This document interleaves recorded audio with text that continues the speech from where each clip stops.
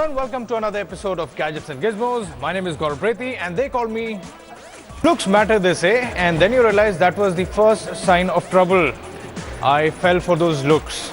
Anyway, OnePlus has launched their small smartphone. It's called the OnePlus X and it looks good.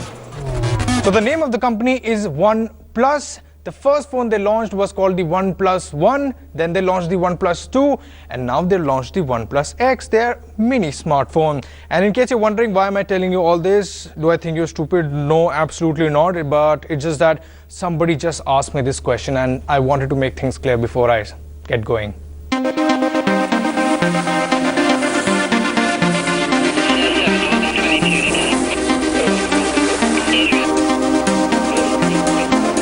So this is the OnePlus X. Just like the other OnePlus phones, it's awesome. It offers some great specs at an affordable price. And unlike the others, it's pretty small and pretty thin and pretty lightweight. But we'll have to see whether it has the same ingredients that its cousins had, which would make it a success just like the OnePlus One. First things first. OnePlus X is a good-looking device. You get this gorgeous dual glass panel on both sides, which is held together strongly by this anodized and cut-groove metal chassis. It is no doubt a premium-looking device. But the glass, although it has Gorilla 3 protection, gives you the scare and it attracts fingerprints as well. The 5-inch AMOLED display is bright and perfect for one-hand usage. Colors are rich and the blacks are deep. So deep they actually merge well, especially with the black scheme. It's plenty crisp enough for whatever you're doing. Browsing, gaming, replying to emails. It's a glossy display, but there's plenty of brightness to counteract reflection. Talk about the performance, this phone is running on a Snapdragon 801 processor along with 3 GB of RAM. Now it's a good combination that will deliver you that performance that you require. Regular performance I'm talking about, not the power users. The problem is it's a fairly old processor and even the budget smartphone these days have a 64-bit processor. So somewhere you would be missing that performance that you would see in other phones, and also it's not future-proof then. Also you have only 16 GB of internal storage, which can be expanded via micro SD card, but then more the internal storage, better the phone performs. So the OnePlus X's performance, well, it's a mixed bag if you're expecting the very best in all things. Watch a video, no problem. Browse the web, no problem. It's a phone that's typically fluid in its operation, but shows its shortcomings with more graphically intensive tasks. The Snapdragon 801 does show its age, and while some of the blame may lie on the extra polish that the Oxygen OS may still need, but we're hoping the future updates will make things more smoother. In terms of life, the 2525 mAh battery on board will get you through a single day without trouble. The 13 megapixel camera here is nowhere close to the OnePlus One or the 2. It clicks good pictures in good light but then falters in low light. The X is fine for casual snaps so long as you don't expect too much. And the front 8MP camera gives you those default beauty mode pictures which look good. Okay, it's time for the verdict. Whoa, I'm on TV, man, live. Awesome. Okay, so the OnePlus X is a good phone. We'll give it an extra X for its looks, and that's all, because if we give it an extra X, that would make it OnePlus XXX. That doesn't sound good. Okay, the looks, it's a stunner, no doubt about it, but then the glass, it makes it looks good, but it also attracts a lot of fingerprints, and if the glass breaks, then God only save you. Performance, it's a good performer, but then the problem is that it's an relatively old processor, and yes, you would want to be up to date, especially now. The camera is just about acceptable. It gives you acceptable quality of images. The battery life, 6 to 7 hours, I don't know, that really doesn't work out. So at this point, I would say, frankly speaking, the OnePlus One still makes a lot of sense because it's just a matter of 2,000-3,000 rupees. Also, you can look at the Moto X style, and the Xiaomi Mi 4, it's pretty good, you know. So I don't know, it leaves me confused. Some people just go for looks, but I don't think looks should matter. Am I right?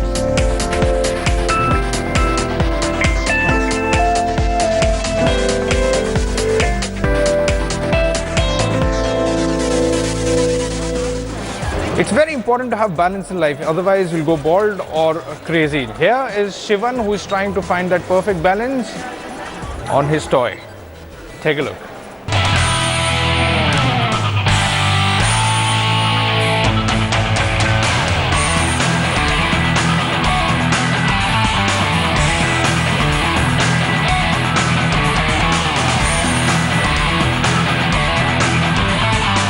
I don't know about balance in life, Gaurav, but I'm just trying to get my derriere from hitting the floor right now. This is the latest innovation in personal transporters by Bert, and it looks really fancy, seems really cool, but it takes a bit of time to get your balance around it. So follow me as I keep my derriere from hitting the floor again.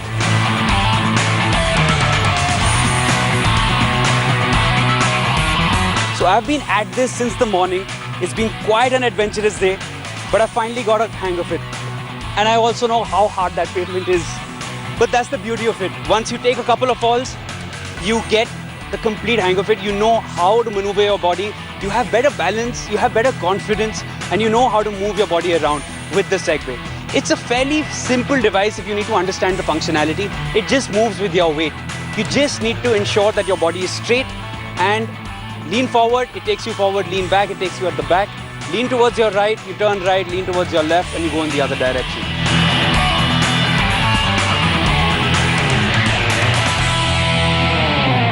As far as its battery life is concerned, it takes about an hour and a half to recharge it completely. And in one charge, it can take you about 10 kilometers to 19 kilometers. Now, someone of my weight, probably not more than 10, 11 kilometers. Someone like Sahil, a bag of bones, probably around 19, maybe even 21 with Sahil. And as we test our weights, Gaurav stands in the background laughing at both of us, but it's been quite a cool experience doing this. The tires it has rubber tires. They don't get punctured. You can take them on any terrain. I've tried it on the grass, I've tried it on a hard ground. But yes, just make sure that if you're trying it for the first time, don't do what I did and don't try it on the pavement. Definitely try it on soft ground because you will take a fall. Now, there is just one button which switches it on and switches it off. There's one port with which you can charge it, and that's about it. It comes with a simple manual and it comes with a simple charger. It's quite an easy device to get your head around, and it does cost a whopping 50 grand. So if you're someone with a swanky farmhouse, if you're someone with some cash to spare, this is definitely something that you can have in your toy cupboard. But it's a big boy toy, as I like to call it, and a lot of fun as well. So, you know, I don't want to talk too much about it. If you're a tech geek, if you're into gadgets, you don't need reasons to buy things. If you have the cash for it, try it out. It's a good toy to have in your house. So I've finally got a hang of it. It's taken me a lot of time. I've worn out a lot of batteries, but I think I'm already on it now. But when you're on it, you need to remember three things. Firstly, you will fall. Secondly, don't freak out. And thirdly, it will get scratched. But once you pass all three levels, it's going to be a smooth sailing all through. Oh, yeah. So while Shivan did manage to find that balance, Sahil managed to find some honor. Take a look.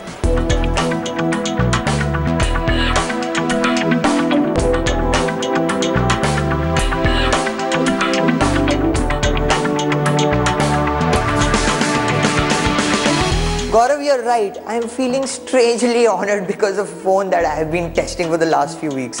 And as you can see, I am wearing even a coat jacket out here. The phone is by a company called Huawei, which also happens to be the third largest smartphone maker in the world. This company has actually made the Nexus 6P, which is one of my favorite smartphones of the year. Phone this time around in question is hilariously named the Honor 7. Maybe you should be honored 7 times over if you buy this phone. And it looks good, it makes a really good first impression.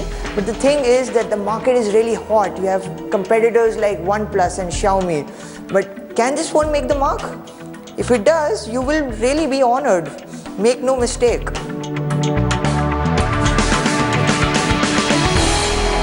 In the looks department, this phone gets 2 thumbs ups from me because it's got this really gorgeous 5.2-inch display, it's got accurate colors, it's got good viewing angles, and overall it's a really nice display if you want to watch videos, read content on the web or even play games. The only dull moment out here this display has is when you take it outdoors, because the brightness levels are not as good, so that will mean that you will struggle to view the content. But overall, still this phone really shines through because it's got this full metal frame. It's 8.5 mm, so it's not overly thick nor too thin, so it'll fit really nicely in your hand, and it can be used with a single hand, which is really important for a lot of people.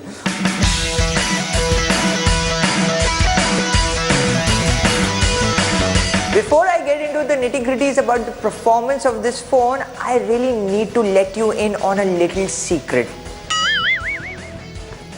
Anyway, this phone packs a massive battery. You have a 3100 mAh battery in this subtle, small, diminutive frame, which means the battery life is really good. On an average, I charge the phone on alternate days. So that means I never ran short of juice in a single day, and that is just fantastic. Coming back to the performance of this phone, it is powered by a Huawei made octa-core processor, which is basically an 8-core processor. It's got 3 GB of RAM, and it comes in 16 GB and 64 GB flavors. Well, the performance is really smooth and fluid, and there are no lags or stutters. Gaming is also nice.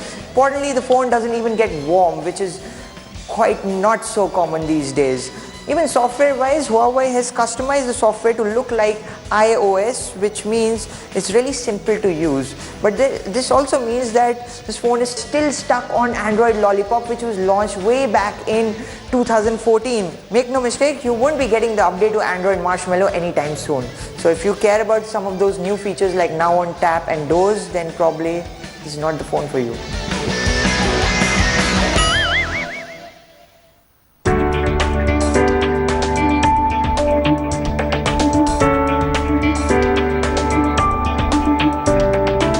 Now the real impressive thing about this phone is that it comes with some really heavy duty camera hardware. On the back you get a gargantuan 20 megapixel camera, and on the front you get an 8 megapixel camera. The rear camera, which is also supported by a fingerprint scanner out here, also gets a dual tone flash, and overall the image quality is really impressive. In broad daylight you get dollops of detail, really good contrast and really good colors. Even in low light it's no slouch and it'll take really nice photos. On the front, the camera not only has a really high resolution, it also gets a flash. So you can use a flash in dim selfies, and overall the results are going to be really nice.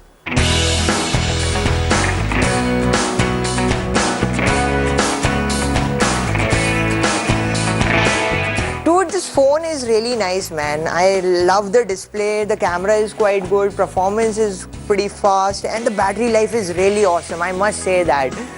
And more importantly, the build is very nice, and it's a very compact phone, which means I can use it with one hand while I do other things with my other hand. Using this phone, I feel so honored to even mop my own floor. And mummy तो कहती है ना, कोई भी काम छोटा नहीं होता. Dude, can you stop this? Stop it, man, stop it. Can you stop?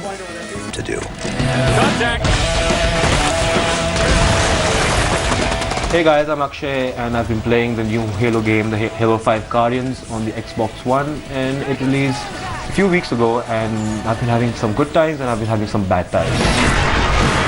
Hang on! I actually bought a new Xbox One because I was excited to play Halo, and did I really like it? You'll get to know in a bit. Clear them out. Clone people can fight, but they shouldn't have to. We need support! Here! As I started playing Halo 5, I realized I'm playing with a new character called Spartan Locke. I was a bit dumbfounded because for the past 14 years I've been playing a Halo game as Master Chief. Once you start playing the game, you start playing as Spartan Locke. Your main mission is to chase down Master Chief and bring him in for possible war crimes.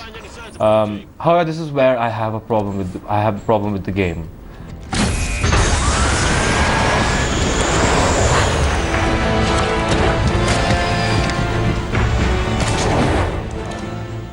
Spartan Locke is, in my opinion, a very underdeveloped character for the game and does not deliver what you expect from a Halo game.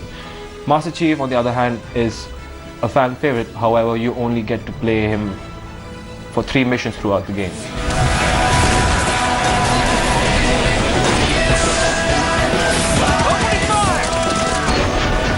As I'm playing the game, I realize the storyline of Halo 5 isn't as great as I expected to be. If you know what you're doing, you'll finish the game in 4 hours, and the narrative of the game is very vague. I'm used to playing Halo where I get a lot of information and there's a lore behind it, and this game didn't really feel like it. It didn't cut to it. You get one shot! Now! While there could have been a great story here, Halo 5 doesn't really address key issues whenever the opportunity arises. With underdeveloped characters and a vague narrative, the story doesn't feel inspired as compared to its predecessor. Cutscenes end abruptly, leaving the player literally lost in the world, clueless as to what is happening. Would you like to discuss the finer points of casual reconciliation? More human sarcasm. So you have learned something from me, Jude. You claim With beautiful environments and intelligent NPCs, I seldom knew what I was doing and why. It suffers severely and wastes good chances of achieving its potential due to its confusing plot and uncharismatic character. fitting of the Dynac's hand. However, the game does make up for its losses. The gameplay feels super smooth while clocking in 60 frames per second. I have spent enough years with Oni. The developers managed to achieve that goal with their secret weapon, that is dynamic resolution. It's impressive to see a game running at full 60 frames per second when other games fail to deliver the same on the Xbox One. Sounds working fine, Lots. Copy that, Tanaka. With a much faster pace and new movements, this gameplay translates extremely well into the multiplayer as well. Weapons free. Contact.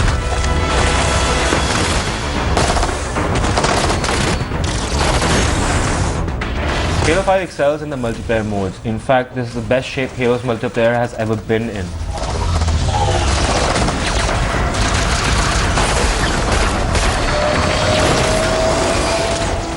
Seems to be another problem with Halo 5 Guardians. If you want to play this game, you will have to shell out 4,700 rupees, which in my opinion is a bit too expensive for the average gamer in India.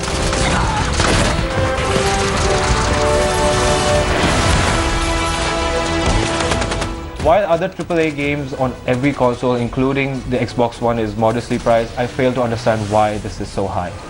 Since the release of the original game 14 years ago, a Halo game has never felt so good. With new features and fast movability, it transcends well into the multiplayer and campaign. While it fails to deliver a good narrative, it's still the game in essence still feels fun to play.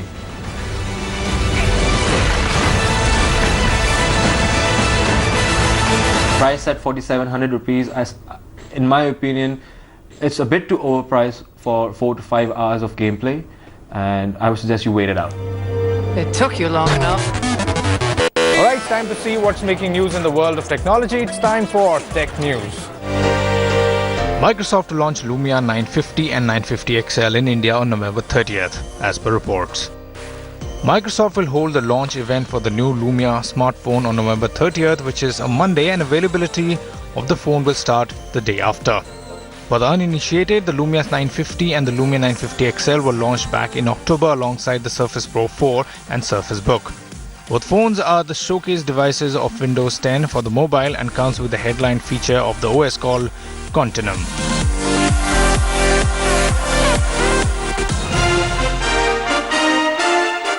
Too many Facebook friends makes teens stressed, study finds. Having too many Facebook friends could make teenagers stressed out, research has found. Led by the University of Montreal, the study found that having more than 300 friends on the social networking site significantly increase adolescents' level of cortisol, the hormone released when you are stressed out.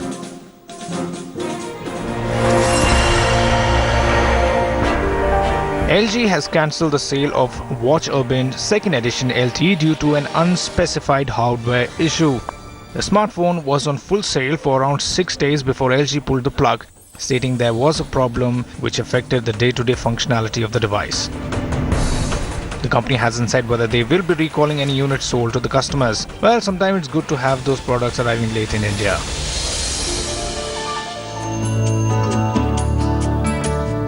And Mark Zuckerberg to take 2 months of paternity leave. Facebook's CEO Mark Zuckerberg said on Friday he will take 2 months of paternity leave after his daughter's birth. A strong statement from one of the busiest and most powerful US executives on the importance of family time. Alright, with that it's a wrap. We hope you enjoyed watching the episode, and we'll be back next week with more of gadgets and gizmos.